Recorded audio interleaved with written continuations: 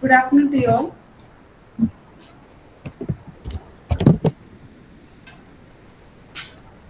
Good afternoon to you all. Welcome to the fourth day session of a faculty development program on big data, business intelligence, and big data analytics. Today, I'm very much glad to introduce our today session in charge, Dr. Sri Shobha Bindu ma'am. Shobha Bindu Madam graduated BTech from Jawaharlal Nehru Technological University, Hyderabad in the year of 1997 and MTech in Computer Science and Engineering from JNTU, Hyderabad in 2002 and obtained her PhD in Computer Science and Engineering from JNTU, Anantapur in 2010. After MTech, she joined Stream Software Private Limited, Hyderabad from and he worked there from 1998 to 1999 as a software developer. Further, she worked as an assistant professor in Intel Engineering College, Anantapur, from November 1999 to May 2003. In 2003, she was selected as an assistant professor in Computer Science and Engineering Department, JNTU College of Engineering, Anantapur, and continued till 2009. She worked as associate professor from 2009 to 2015 at Computer Science and Engineering.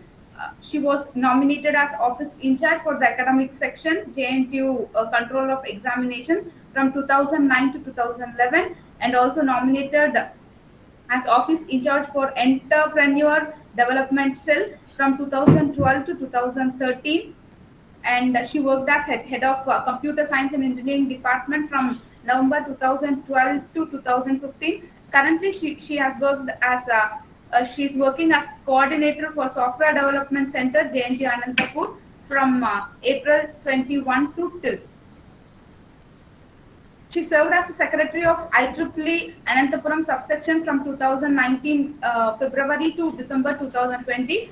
She is serving as honorary secretary for IEEE Anantapuram local center from October 2019 to till date, and also served as CSI student branch coordinator for JNTU Anantapur College of Engineering. And currently, she is working as a director research and development. She completed AICT RPS project titled Secured and Usable Authentication to Common People in Secure Systems, grant of rupees 10 lakhs, and UGC, a minor research project titled A Model for Dynamic Data Verification Integrity in Cloud, and grant for 90,000. She received gold medal in her BTech and university topper in MTech. She received recognition and awards from state and central organization, which is Outstanding Scientist Award in 2016 from Venus International Foundation, ISTE, Andhra Pradesh and Telangana State, Best Engineering Teacher in both Telugu speaking state. Uh, Sayeshta Akhtar Memorial National Award for Best Women Engineering College Teacher 2017 by Indian Society for Technical Education, and she has many awards and rewards. She is a life member of ISTE, CSI, IAE, and CSTA. Also, she is a fellow of IE and senior member of IEEE. She is also a reviewer, editorial board member, and advisory committee for various journals and conferences. She also has been promoted as a professor in Computer Science and Engineering Department at JNTU College of Engineering, Anantapur. Uh, in November 2015, she has filed 3 patents and she has authored 8 books and editor for 2 national and international conference proceedings. Also, she is reviewer for textbooks on computer organization by Naresh Jotwani, published in TML. She has published more than 150 international and national journal papers and 5 book chapters. She presented more than 90 papers in international or national conferences. She organized several national level student symposium, training programs, workshops, FDPs, community service programs, and she also guided 50 plus BTech student project batches, 100 plus MCA projects, 140 MTech students, and 20 PhDs are completed in her esteemed guidance, and 5 are ongoing. Her research interests include network security, a wireless network, cloud computing, and machine learning.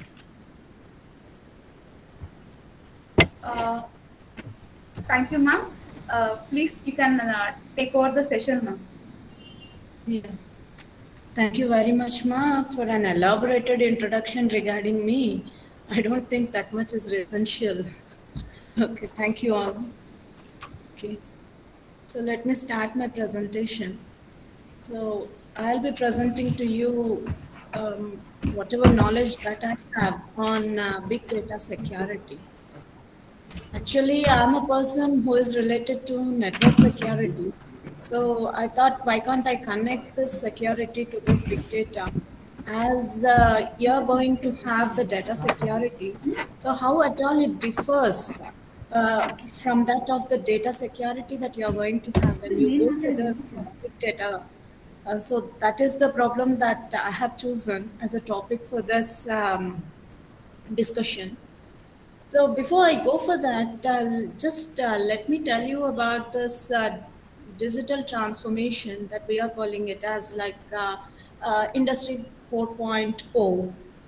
So which is a term which is being coined by Klaus Schwab. He is the person who has coined this particular word, digital transformation, who is a founder and executive chairman of the World Economic Forum. He writes like this, like according to the World Economic Forum, the fourth industrial revolution has been progressing since the start of this 21st century. So this is a revolutionary change which has been characterized by a number of things like ubiquitous and mobile internet, IoT that we are calling it as, where we'll be finding lot of cheaper, smaller and stronger sensors, and of course artificial intelligence and machine learning, which is a subset of this artificial intelligence. So all these are paying a lot of potential for this industry 4.0. So when we look at the advent of this fourth industrial revolution, so maybe in all the sectors of all the industries, today's hot issue is this fourth industrial revolution itself. So as we can see here in this diagram, that the first industrial revolution took place in 18th century, which was based on the mechanization through the steam engine. And the second industrial revolution, which took place in the 19th to 20th century, was based on the mass production through electric energy. And the third industrial revolution was based on the intelligent information, which has happened because of this PCs that are being invented at that particular time. And also the internet has added much of the knowledge to this. So that was the third industrial revolution. And in the fourth industrial revolution, we can see that it is based on the intelligence and the information, where Internet of Things, the big data, the cloud computing, artificial intelligence, and the mobile computing are playing a very vital role. So the fourth industrial revolution is leading the intelligent information society, and in some countries, this is also called as the digital transformation. So recently, we have seen that 5G network has been released, and that 5G network, as we can see, uh, the speed of this 5G network is 280 times faster than that of the LTE. So what is this LTE? LTE is a long-term evolution, which is a standard for wireless broadband. So this is 280 times faster than that of this. And you can also see that 5G is 70 times faster than that of the 4G networks that we are making use of now.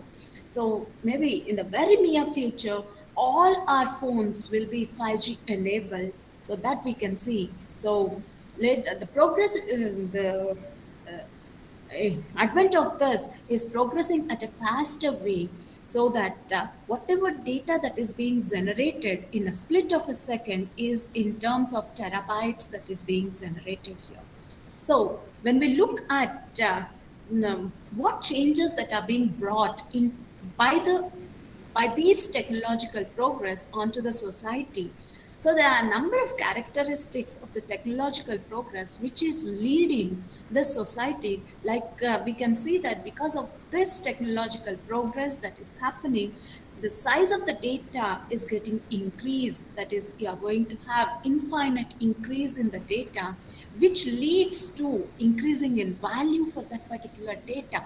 And that most of the tasks which cannot be performed by the human being, because you have to work at a faster rate so that you can track all this data, and then you have to derive the knowledge from this data, which cannot be done by a human being. So there is an advent wherein the machine has to perform on behalf of the human being. That is, it is being brought that the role change is going to happen between the human and the machine. So that is why all this artificial intelligence, all the machine learning, etc., is happening now.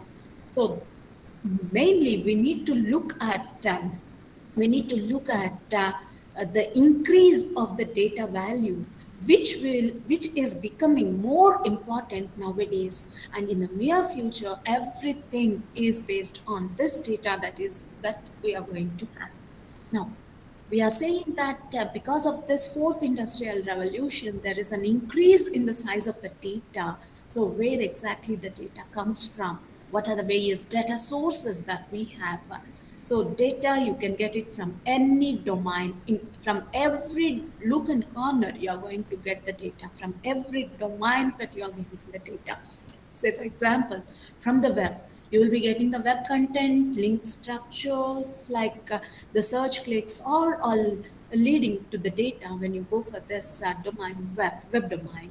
And when you look at the retails, you will be having the details like the customer details, the point of sales, the inventory. All these are contributing to the data related to the retail domain.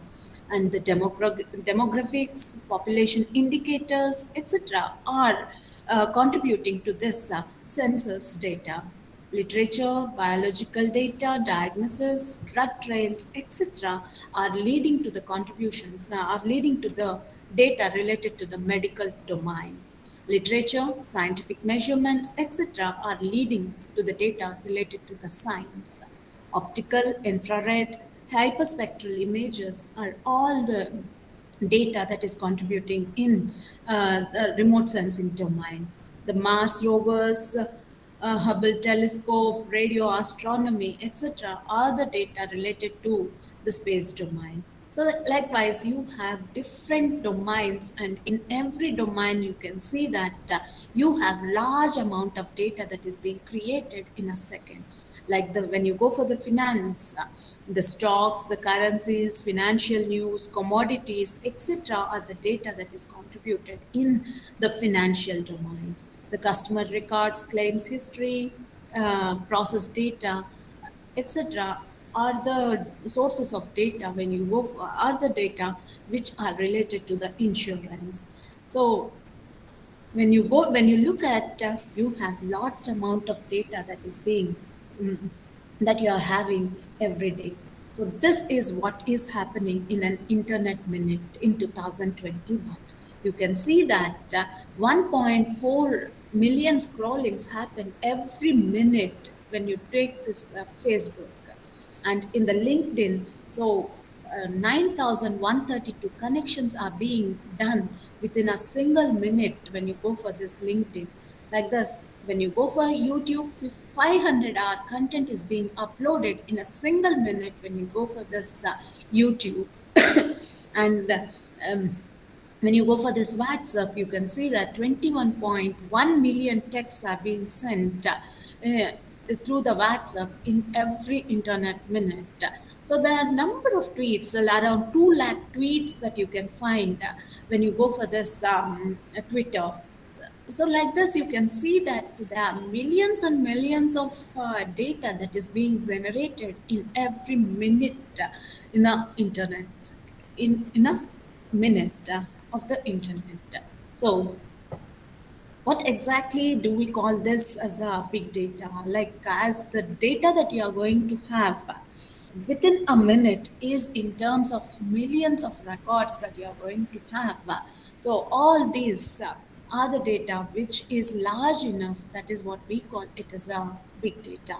But all the data which you are getting from these sources, is it useful to us? No, only 1% of this data is useful to us. So currently data is considered as the new gold, but we have to remember that out of this data which you are going to get, only 1% of the data contributes to the actual information, and the remaining 99% of the data is still considered to be the junk.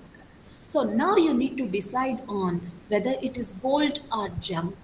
So to decide what data is gold and what data is junk, we need to have the concepts of this big data. So big data concepts and technologies, they play a very prime role in deciding whether the data that is collected is is giving us some sort of information that is some intelligence to us, or is it that it is a junk. So as this terminology that is the big data suggests, it is a large volume of data which is generated daily. So big data, whatever you collect, may be either in a structured manner or it can be an unstructured data, or sometimes it can be a semi-structured data which holds between the structured and unstructured data. So when we look at the big data, so there are a number of characteristics that contribute to this big data. As in the previous versions, it was 3 V's. Now, number of V's are getting added day by day, like the volume. Volume is a huge amount of data that is being generated here. So it can be either an online or offline transactions that contributes to the data here. So the volume can be in terms of kilobytes, or it can be terabytes of data that is being generated. All these are being stored in the records, the tables, and the files. So if the volume of the data is very large, then it is actually considered to be the big data. And the other characteristic is velocity. So that speed at which the data is being generated, that is the velocity. So in the previous in this particular thing, we have seen that in the internet minute, large amount of data is being generated, and that is at a faster rate. In a minute, you are getting several mega or terabytes of data that you are getting here. So that contributes to the speed of accumulation of this data. So this can be generated in the real time, or it can be either an offline or an online data that we have. So it can be generated as a stream, or it can be sometimes like a batch that you are going to have. So the big data velocity flows in from the sources, from various sources like the machines, networks, social media, mobile phones, etc. So there is a massive and continuous flow of data that we can observe. So in an internet second, we have seen large amount of data, massive amount of data is being generated within a minute. So this determines the potential of the data, that how fast the data is generated and processed to meet the demands of the customers. So the other characteristic is variety. So it refers to the nature of the data. Either it can be either a structured data, or it can be an unstructured data, or it can be semi-structured data. So what is the structured data? So the structured data is basically an organized data, that is the structured data. And the semi-structured data is basically a semi-organized data. That is, it is generally a form of data that do not conform to the formal structure of the data. Like for example, like the log files are some examples for this semi-structured data, and the other type of data is the unstructured data. So this data basically refers to the unorganized data, like the text, the pictures, or the videos, etc., are the examples for this unstructured data. So wherein you cannot store it in the form of either the rows or the columns.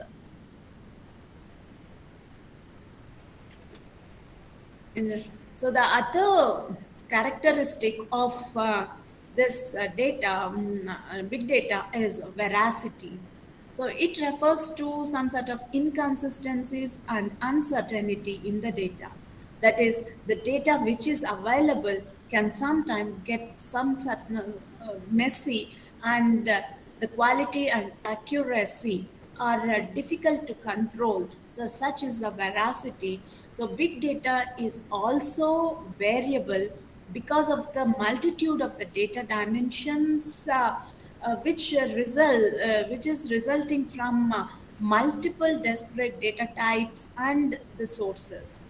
So data in bulk could create some sort of confusion, whereas if you have less amount of data, it could convey only incomplete information. So if you want to have the complete information, you should have large amount of data. But if it is very large, it can lead to some sort of confusion also.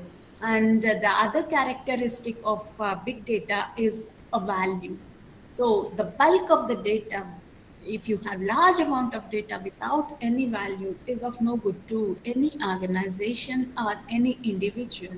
So unless you have to mine this particular data so that you have to get whatever information that is required for us. So these are the various characteristics of big data that you might already know. Now, what do you do with this particular data? So you have new data everywhere. In an internet minute, you have large amount of data being generated. So what is that you need to take this particular data for? So this is needed with new computing technologies. So everyone wants better predictability, forecasting, the customer satisfaction, the market differentiation, prevention, great user experience. For all this, you need to have this particular data, and you need to extract the information which is essential for you at this, which is essential for us. So like say for example, what is that I need to extract this? So I have large amount of data. Now I have to get some information which is required for me from that particular, from the bulk data that I have. Say for example, when you want to see which position should a page or ad be for a particular query, so that is also a decision that has to be made. so that you need to attract all the people. So where exactly, at the same time you need to look at what is your budget also, and at the same time you need to attract the people for this particular ad. So for that you need to make a decision on to what, at what page or at what position you need ఒకసారి to. చేద్దామా call మళ్ళా మనకే పడుతుంది ఒకసారి Is call there చేయండి any doubts?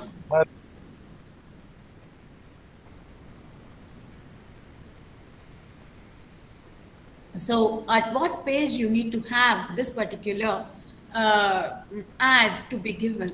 So that has to be decided on. So for that, you need to look into various other constraints also. Like you need to attract the people, and what and you need to decide on what is the budget that you can allocate for that, and all the other aspects also has to be taken into consideration while you are making the decision. So should the home loan or the credit transaction be approved? So all the people who will be approaching the bank for the for the home loans and all, so they'll not be allocated, they'll not be given the loans unless they look at the background of the people. So they have to collect the information or the data related to a particular customer, and then only the bank decides on whether it can give the loan to that particular person or not. So for that it checks out the previous transactions that are being made by that particular customer, and how, what is the balance that this particular customer is having. And also it also gets the information from the other sources also related to whether this particular person is a genuine person who can repay this particular loan amount or not. All this has to be taken into consideration, and then based on that they'll be making the decisions, or which video to show next on the YouTube. So that can be done based on what sort of links that the user has seen previously. Based on that it predicts what can be the next link that can be given to the user, so that whatever preferences this user have, that can be placed over there. So these are also some of the queries which can be answered when you have large amount, when you have this data at your disposal. So from the data you can predict what can be the next preference for a particular user, or maybe for an organization or something else. And also you can forecast something, whether say for example in the um, Boolean market itself, where you are going to forecast whether a particular share is going to get is going to raise, or is it going to get down here. All this can be some sort of predictions that we can make here. So based on the data, based on the current data, or maybe on the previous data, you're going to forecast or predict the future. So that can happen if you have large amount of data at your disposal.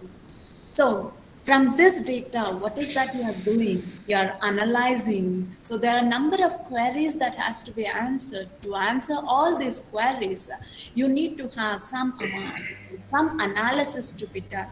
So what is this analysis? What is this data analysis? So the data analysis is defined as a process of cleaning, transforming, and modeling the data so as to discover useful information from business decision making. So whenever we take any decision in our daily life, so now what we'll just think what has happened previously, what has happened last time, and what if I'm going to choose this particular thing. So what will be the consequences of that you are going to analyze, and then you are going to make the decision accordingly. So, for example, if at all you want to choose, you want to buy a car or something. So previously, what was the car that I have? Which company's car that I have? So has it given any problems to me? And based on that decision, you are going to go for this. So if at all, if I buy this particular car, what will be the consequences of this? And whether if I go for this particular company's car, then what are the things that I'll be facing in the future? All this has to be taken into consideration. Then you will be making a decision on to which car to be bought. So you're going to look at in our everyday life, whatever decisions that you're going to make here, you will be just looking at your past, and based on your past experiences, and you will be you will be just thinking out what will happen if I make this particular decision, so that you will be making the correct decision. So whenever we take any decision in our daily life, you will be thinking about what has happened last time, or what will happen by choosing that particular decision. Based on that, you are going to make the decisions here.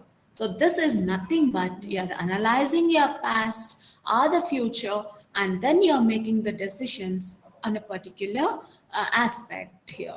So the same thing happens even in the business also. So the same thing analyst does, when the analyst does for the business purpose, we call it as the data analysis. So what are the various types of data analysis that we have? So maybe just this is just a review of what you have studied in the previous classes, the types of data analysis. So the first type is the text analysis. It is also referred to as we all know, data mining. So this is a method to discover a pattern in large data sets, making use of these databases. Are some sort of data mining tools are being used over there in when you go for this text analysis. So it is used to transform the raw data into the business information. So business intelligence tools are present in the market, which is being used to take the strategic business decisions. So overall, it offers this text analysis offers a way to extract and examine the data, and then you're going to derive the patterns, and finally you're going to interpret this, but you're finally giving the interpretations of the data. So that is what we do in text analysis. And the next type of data analysis is the statistical analysis. So this includes the collection, analysis, interpretation, presentation, and modeling of the data. So it analyzes a set of data, or maybe a sample of the data. So there are two categories which fall under this statistical analysis. One is the descriptive analysis, and the other one is the inferential analysis. So when you go for this descriptive analysis, it analyzes the complete data, or maybe a sample of summarized numerical data, and it shows the mean and deviation of continuous data, whereas percentage and frequency can be used for categorical data. So in contrast to this descriptive data analysis, where we'll be analyzing the data numerically, we have this exploratory data analysis, which is the visual way to analyze the data. So where you will be analyzing maybe when you want to go for a single variable, that is a univariate analysis, if you are going to make use of, then this exploratory data analysis can be done by making use of some sort of bar charts, or the histograms, or the box plot with whisker, can be used. But if you are going to go for multivariate analysis, then we can make use of some sort of scatter plots, or the contour plots, or multidimensional plots, etc. can be used. So the other type of statistical analysis is the inferential analysis, where it analyzes the sample from the complete data. So in this type of analysis, you can find different conclusions from the same data, if you are going to select different types of samples, you can derive different conclusions from the same data based on the samples that you are going to choose here. So this is another type of data analysis. So the other type of data analysis is the diagnostic analysis. So this analysis is useful to identify the behavioral patterns of the data. So if a new problem arrives in a business process, then one can look into this particular analysis, that is diagnostic analysis, to find out similar patterns of that particular problem. And it may have the chances wherein you can find the similar prescriptions for the new problems that arises. So the next type of data analysis is the predictive analysis, which shows what is likely to happen. By making use of the previous data, you're going to predict what is likely to happen when you go for this predictive analysis. So the other one is a prescriptive analysis. So wherein it combines the insights from all the previous analysis in order to determine what action to be taken in a current for a particular problem to the current problem to be solved, or what decision has to be taken here. So that will be determined here when you go for this prescriptive analysis based on all the previous analysis that has been made. So these are the various types of data analysis that we have. So based on the data, you have lot amount of data, and then you have to make the analysis based on the data that we have. So these are all the various big data analytical tools that we have.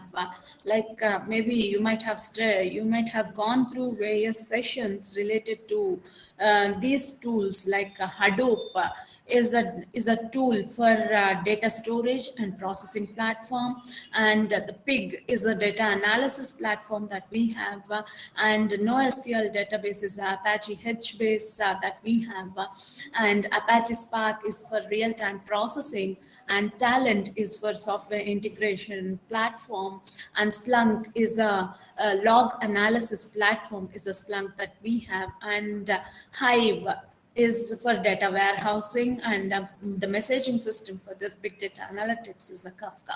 So these are all the various tools that we have related to big data analytics. So enterprises, as we have seen, are making use of this big data analytics to identify the various business opportunities, improve their sale, improve their business, or improve their performance, and then drive the decision making. So for that, big data analytics is playing a very vital role. So many big data tools are open source. All these tools that we have seen, most of them are open source tools, and these are not being designed keeping security in mind. So the huge increase in data consumption has led to many data security concerns, especially when you go for this big data. So the big data security mission is a clear mission is very clear, wherein you need to uh, keep out of this unauthorized users and the intruders, and that can be done with some sort of firewalls, strong user authentication mechanisms, and user training. So the users who are making use of this also has to be trained, and you will be making use of some intrusion prevention systems and the intrusion detection systems in case someone does gain access to the data in order to overcome, in order to keep them and not getting the original data. You're going to go for encryption of the data during the transit, and also when the data is being stored in the uh, uh, at a system or in a data warehouse, you need to secure them. That can be done by making use of this encryptions. So this is what we are talking about, that the big data environments and it needs another level of security. Why? Because the security tools has to operate in three different data stages, wherein when you go for the data security in the networks, uh, you don't have these three stages. But when you go for this big data security, the security tools must operate in three different stages. That is, at the data ingress, that is at the data sources it has to offer, and then you have to go for security when the data is being stored, and also you have to provide security when the data is out, that is what's going out of the application and the reports. So these are the three stages that we have to apply the data security when you go for this big data environment. The stage one is the data sources, providing security at the data sources. So big data sources come from a variety of sources and various data types are there. So the user generated data alone can include number of transactions, and there can be several database data, and there is a vast amount of unstructured data that will be created by the end users, like the email messages or some sort of social media posts. So in addition to this, you have the whole world uh, having the machine generated data also, which includes like the logs, and especially when you go for the IoT, there are number of sensors which will be generating the data all the time here. So you need to secure this data in the transit from the sources to the actual platform where the analysis has to happen. So that is the first stage.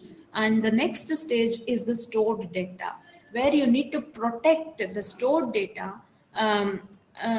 So protecting the stored data takes some mature security tool sets which include like encryption to be happening when the data is at rest. So you need to have strong user authentication, and you need to go for some sort of intrusion prevention, and some sort of detection. If at all the prevention fails, you need to go for intrusion detection so that you can take the corrective measures here.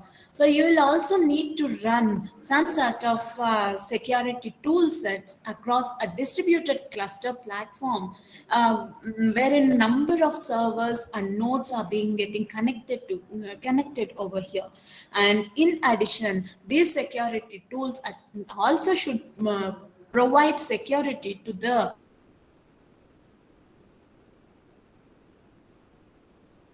operate within this particular distributed platform. So the next stage where you are going to provide security is the output data. So the entire reason for the complexity and expense of the big data platform is being able to run some sort of meaningful analytics across the massive data volumes and different types of data. So these analytics, which outputs the results to some sort of applications, or it may be the reports or some sort of dashboards wherein you will be presenting all the reports. So this extremely valuable intelligence makes for a rich target for intrusion, and it is critical to encrypt output as well as the ingress. So the data input as well as the output has to be secured. So also secure compliance at this particular stage make certain that results going out to end users do not contain any regulated data. So this is security that you need to provide. So one of the challenges of this big data security is that the data is routed through a circuitous path, and in the theory it could be vulnerable at any point. Here you can see the raw data streams are being analyzed So these are the big data analytic clusters that we have where it will be analyzed. So this is the data that is coming in ingress data ingress that is coming from various sources. So that has to be secured. Also, the data while it is being processed or when it is at rest also has to be secured here. So from this you are going to from this raw data which you are going to have, you are going to analyze them. You're going to analyze them and then you're going to get the results which are required for us, and that also should be secured over there. So these are, so at any point of time it can have the vulnerabilities here. So you need to secure the data at rest, during the transmission, and also you need to secure your data. So what exactly do you mean by this big data security? So big data security, it can be termed as the tool and measures which are used to guard both the data as well as the analytical processes. So what is the main purpose of this big data security? So the main purpose is to provide protection against the attacks, thefts, and other malicious activities that could harm valuable data. So the data which you have, maybe it is at rest or during the transmission, you need to provide security too. So the challenges which you are going to have here are multifaceted for the companies that operate, especially when the data is being stored in the cloud. So this challenging threat includes the theft of the information which is stored online. Maybe some sort of ransomware can be there when you are storing the data on the cloud, or it can be some sort of distributed denial of service attacks also that could crash the servers. So there are several threats that can happen if the data is being stored at in the cloud storage, especially that has to be focused on. So you need to provide security to the data either at rest or during the transmission. Now, what are the various challenges for this big data security, and what are the concerns for this big data security? So whatever security algorithms or measures that we have, can it be adapted even for this big data security also? So the research is still in progress for ensuring the integrity and confidentiality of the big data. That is, during the transit, there should not be any modifications that are to be done to this data. So, and the data has to be received by the receiver without any sort of modifications, or as it has to be received by the end user, and that no attacker can gain access to this information during the transit. So that has to be focused on. So there's a lot of research that is going on in this particular direction, and whatever encryption techniques that works well for the small data, can it be applied for the big data also? No. Sometimes it may fail in case when you have large volume of data. So the other challenge is the implementation of cybersecurity in data governance. And the other challenge is implementation of this encryption or the key management for securing the big data. So that is also a very big problem that has to be solved. And the other one is implementation of tenant data isolation or the containerization.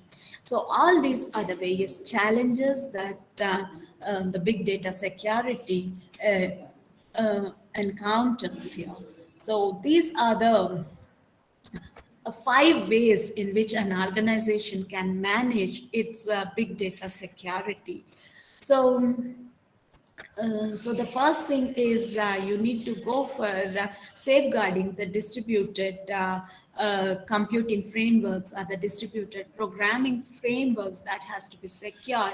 So to begin, you have to create trust by making use of some methods like the Kerberos authentication and ensuring that the predefined security policies are being followed here.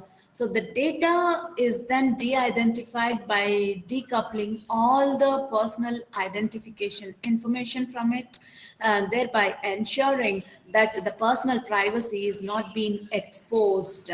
So then maybe by making use of this mandatory access control, such as Sentry tool that we have in Apache HBase, you can allow access to the files based on a predefined security policy and then ensure that untrusted code does not leak the information through the device resources. So the next way that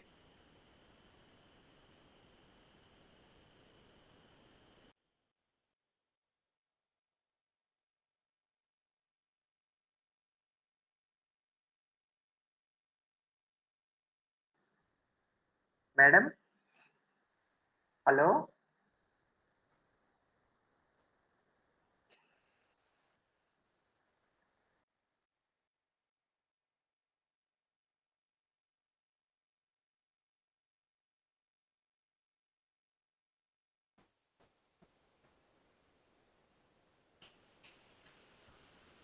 is it audible now?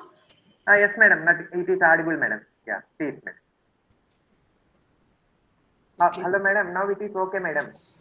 So for how long I was out? Only 2 minutes, 2 seconds, only, madam. Okay, thank you. Okay. So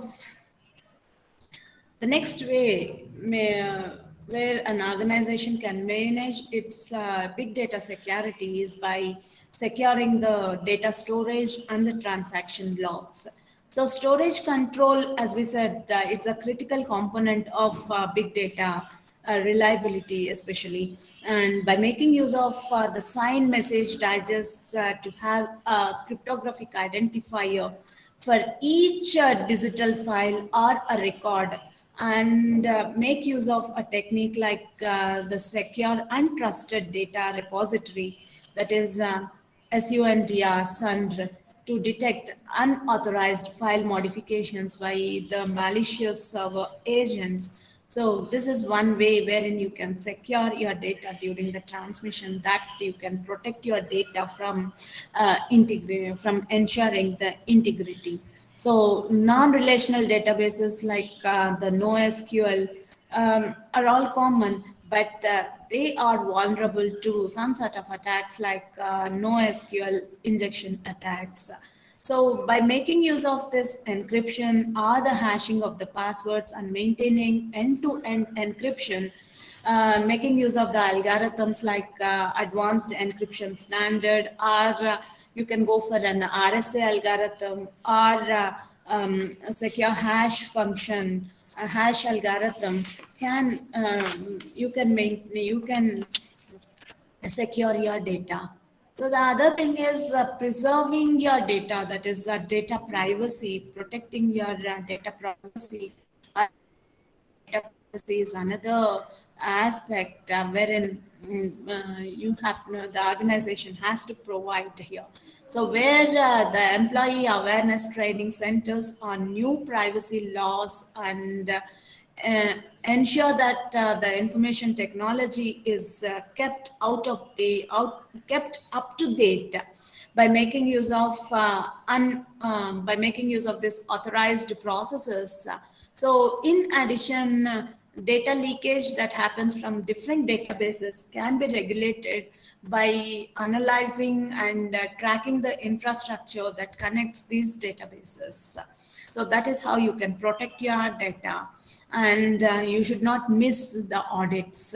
So the audits logs that you need to maintain, so all the audit logs have to be maintained, and then we have to look at them quite frequently, so that you need to detect whether any sort of intrusion is happening here that can be detected. And of course you need to secure your hardware and the software components. So here we can go for some sort of big data cryptography that can be used.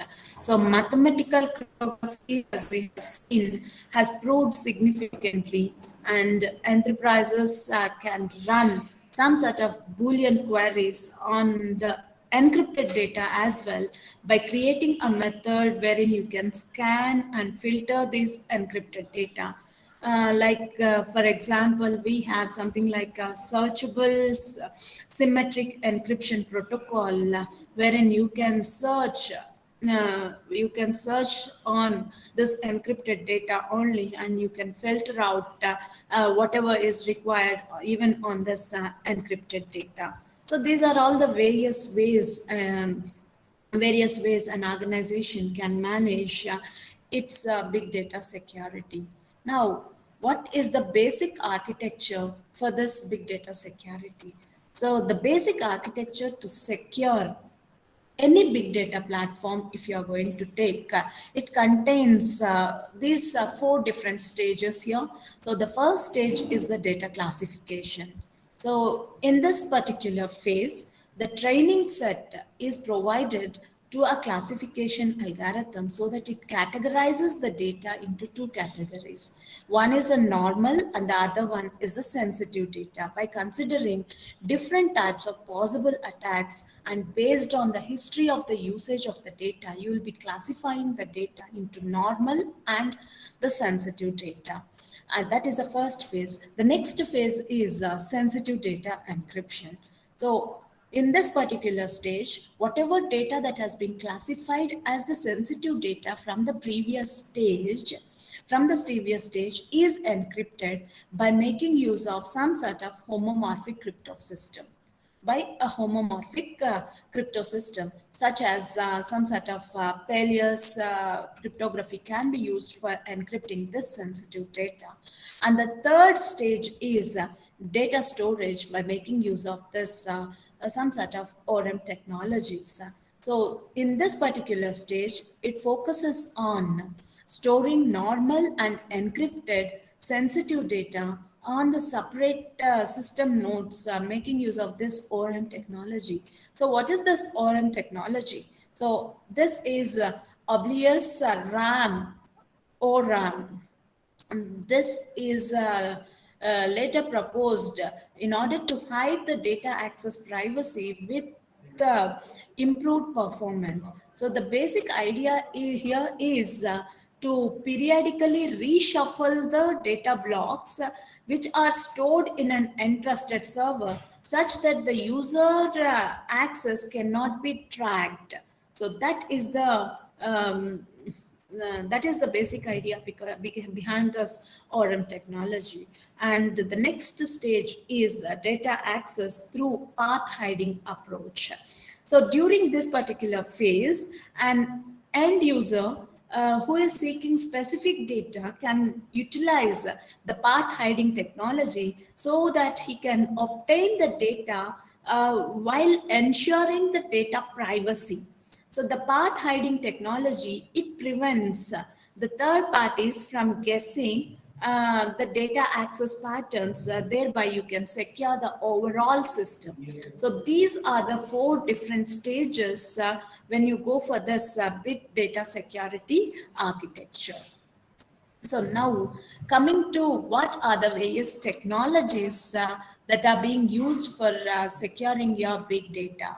So these are the various technologies like the encryption, user access control, the physical security, and the centralized key management. So these are the big data security technologies. So coming to the first one, that is encryption. So the encryption tools are needed in order to secure the data, as we said, during the transit, or it may be at rest. And they need to do it across the massive volumes of the data. So encryption also needs to operate here on many different types of data, both user generated data as well as machine generated data.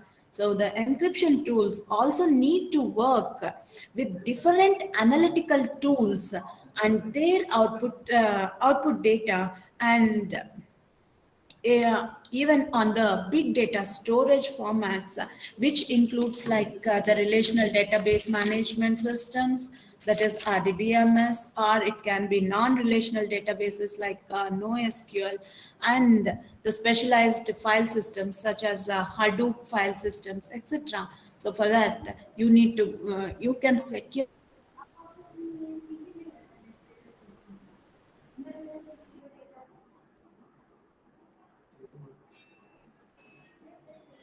access control. So the user access control may be the most basic network security tool. But many companies practice minimal control because the management overhead, if they are going to have all these controls, could be an overhead and can be so high.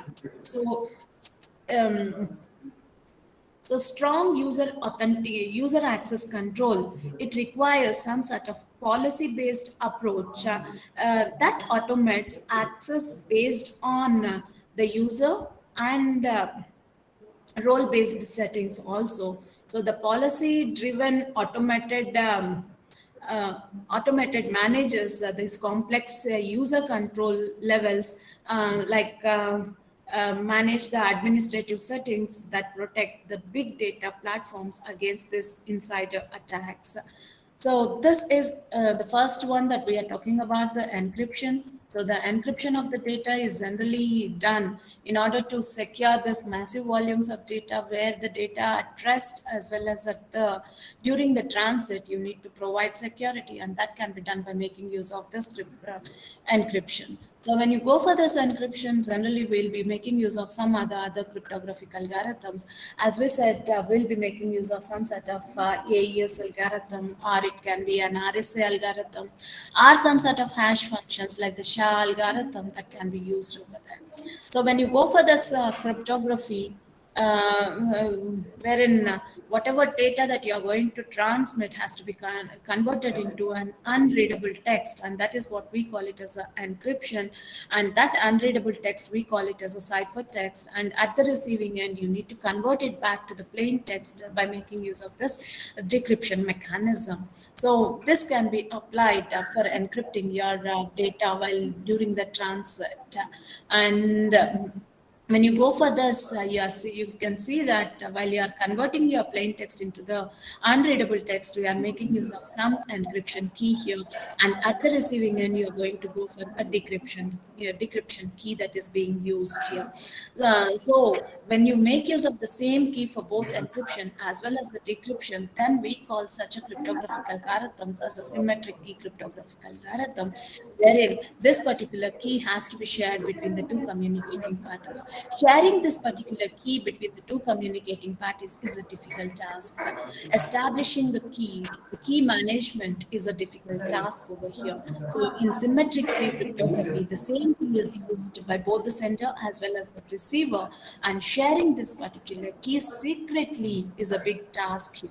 So the key management is also a very vital task when you go for this cryptographic algorithms. And the other way, like where we'll be making use of two different keys is what we call it as asymmetric key cryptography, in which one key is used for encryption and the other key will be used for decryption.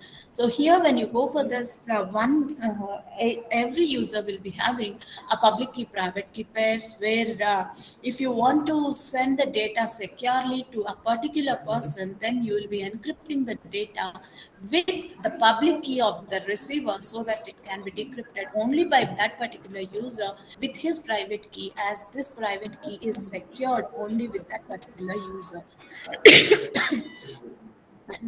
So that is how you can make use of this asymmetric key cryptography for data confidentiality. And so the other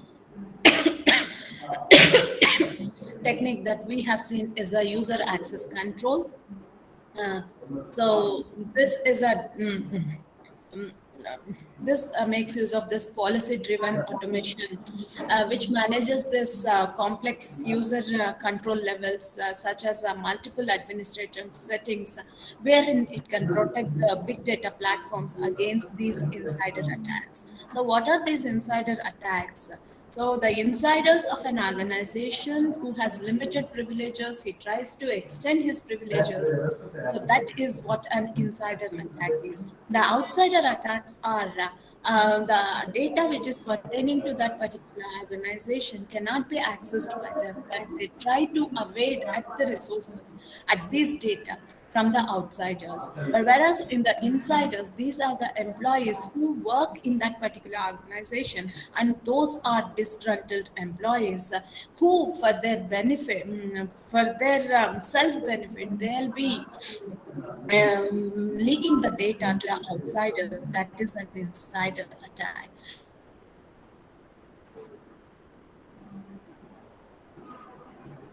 So you need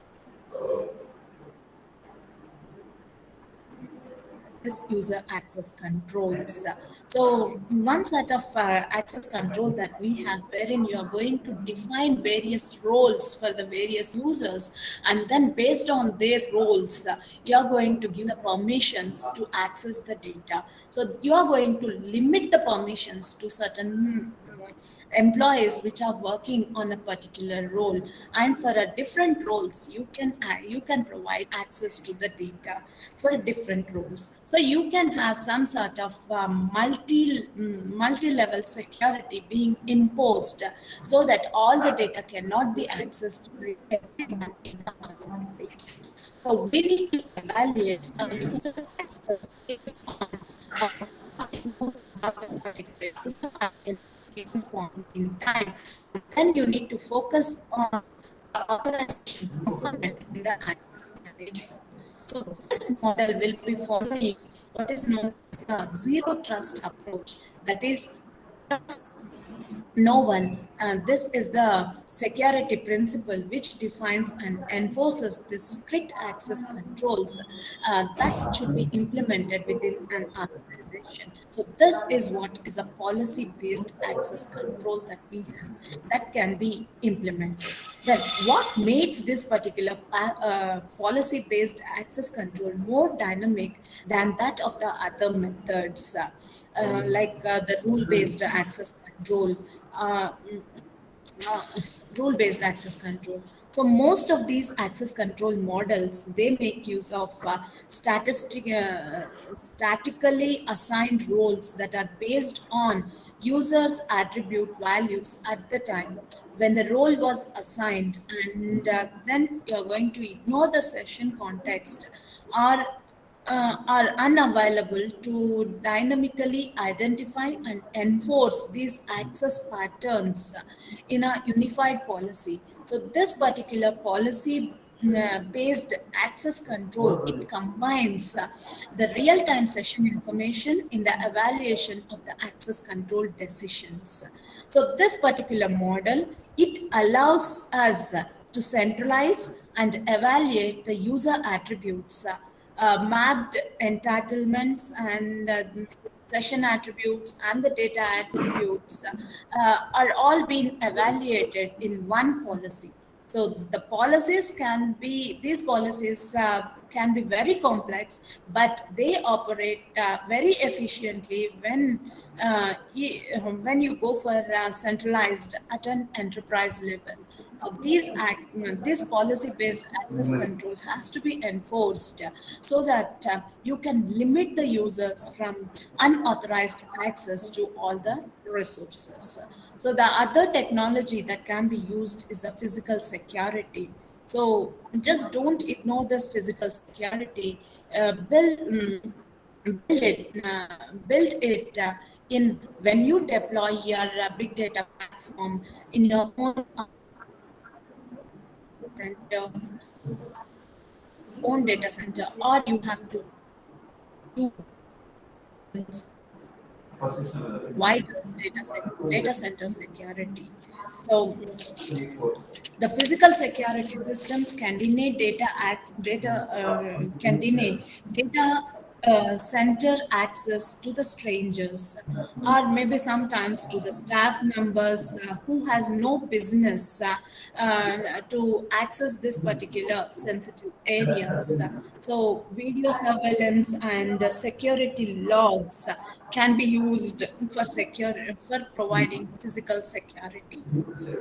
So these are the various ways in which you can provide physical security by making use of alarms, or it can be lightning, or it can be making use of CCTVs and all. You can provide physical security to the systems, uh, to your big data storage systems. And the other technology is the centralized key management. So this key management is the process wherein you are going to protect your cryptographic keys from loss or the misuse.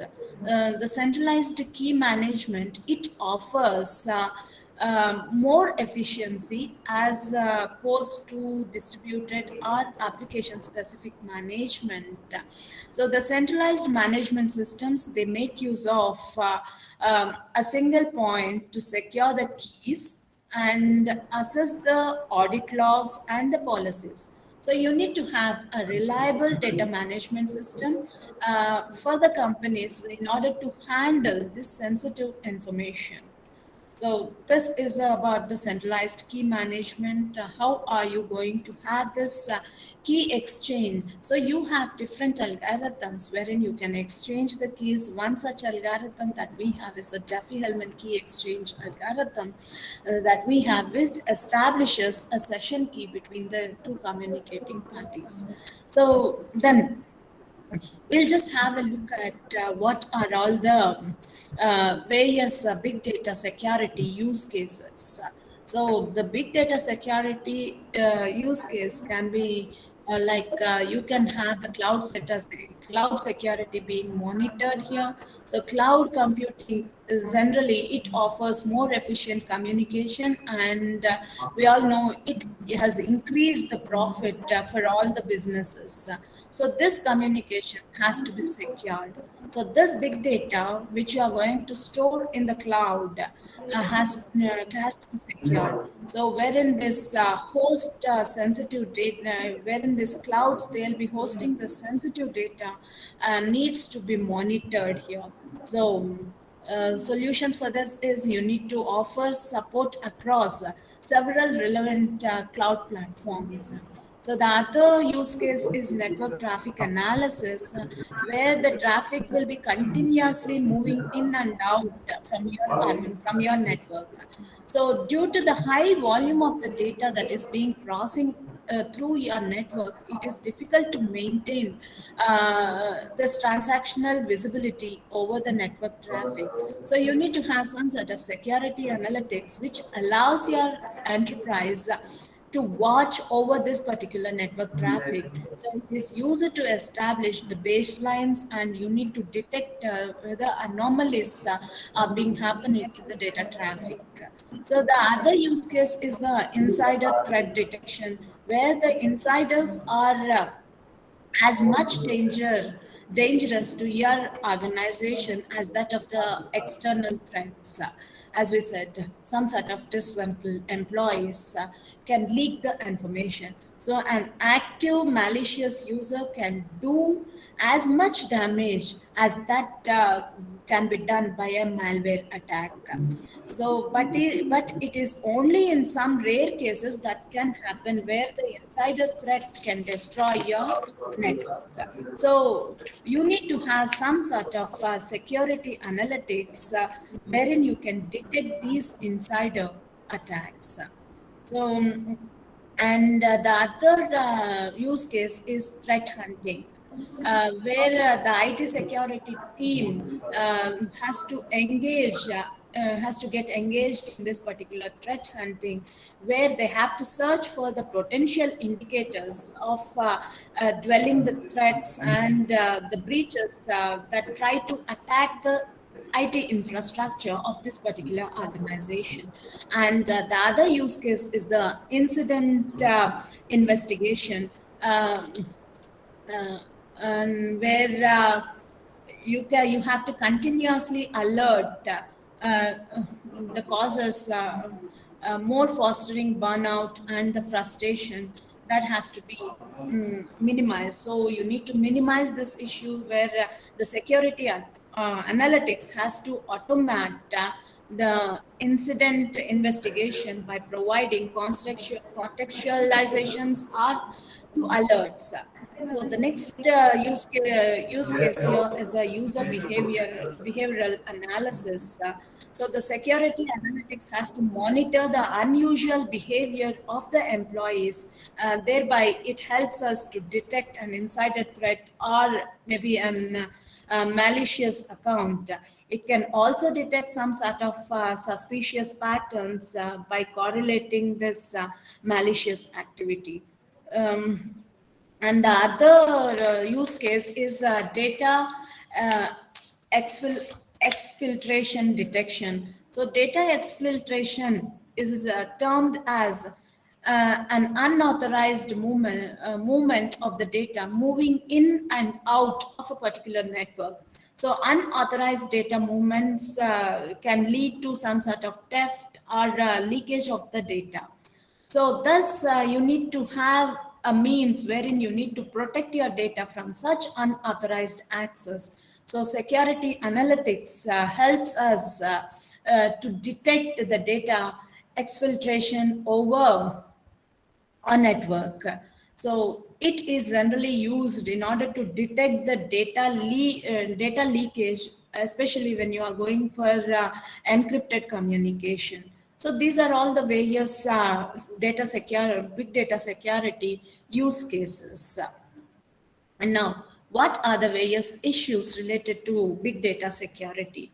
So the issues are related to the access control, non-relation data stores, non-relational data stores, the storage, the endpoints. At the endpoints also you have some issues. Maybe it is related to the real-time security or some sort of compliance tools, or it may be the data mining solutions. Coming to the first one, that is access controls.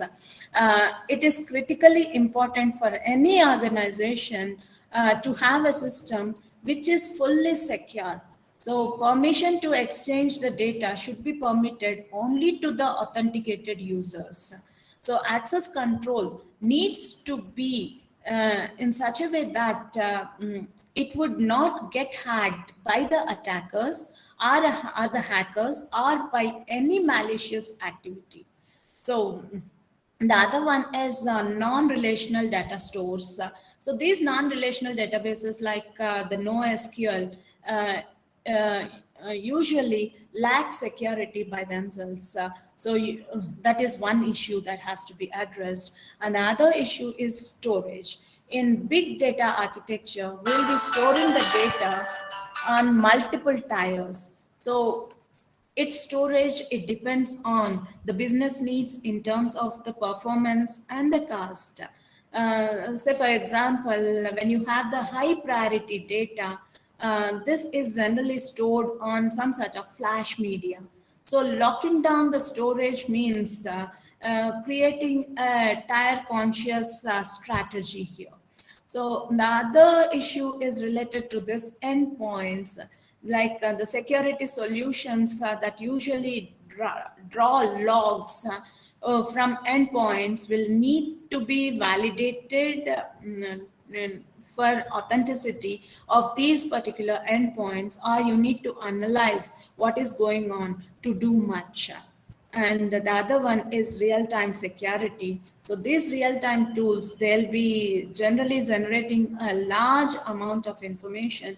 So the key here is to find a way to ignore the false or the uh, rough information, so that the human talent can be focused on the true breaches or some sort of valuable information you can derive from this large amount of information that we have.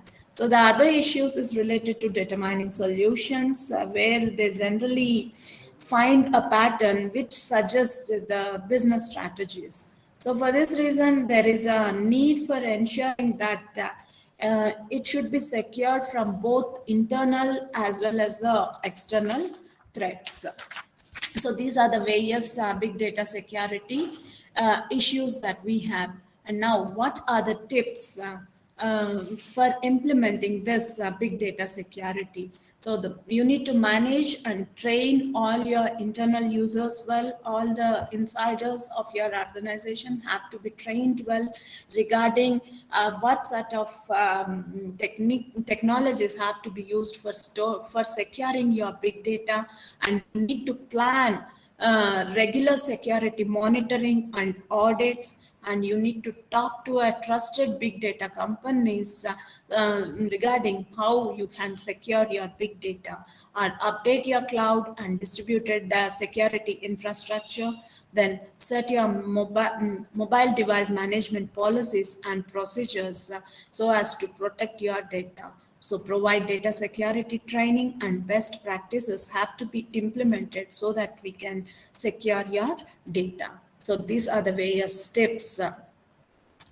And coming to the companies which are offering this big data security, like Snowflake is one company which offers this. Snowflake's data cloud, it includes comprehensive data security features like data masking and end-to-end encryption of data in transit. And also it provides the security for the data even at rest also.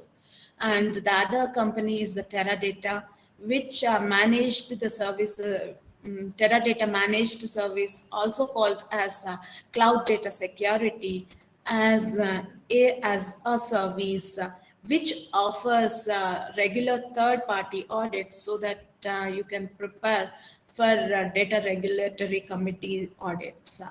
And the other one is Cloudera.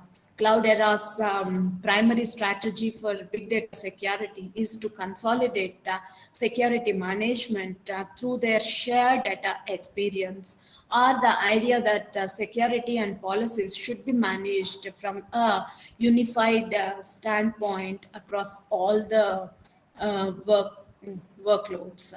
So the other companies include IBM and Oracle. IBM pays attention for data security, which includes like hybrid cloud security management, embedded policy and regulation management, and secure open source analytics management. And Oracle, their security solutions will be focusing on the security assessment, data protection and access control, and auditing and monitoring. And Cloudpeak, that is CDAP, Cloudpeak Data Analytics Platform, is a managed security hub which integrates security features from multiple analytical tool sets. And it also includes the traditional IDS and IPS and machine learning projects. And the other one is a Logic Trust. This is partnered with Panda Security in order to provide advanced reporting tool and Panda adaptive defense. So these are all the various companies which offers us the big data security. And these are the references which I have referred to for preparing this particular presentation. So thank you all. Madam, in the chat box, one query is there, madam. How do we take care of an internal threat like that a sinkhole attack? In the chat box, one of the participants asked, madam. Internal threats like sinkhole attack. So maybe you need to look at some of the strategies, like you can apply some sort of access controls on that, or some means wherein you can prevent these sort of insiders to access that particular resources. Madam, on the behalf of Sri Venkateswara College of Engineering, Tirupati, management, principal, and head of the department, and myself, coordinator. I am very thankful to you, madam, for giving the big data security in this session, madam. And thank you, madam, for accepting our invitation for your busy schedule, madam. You are enlightening the session very nice, madam. Thanking you, madam. Thank you all.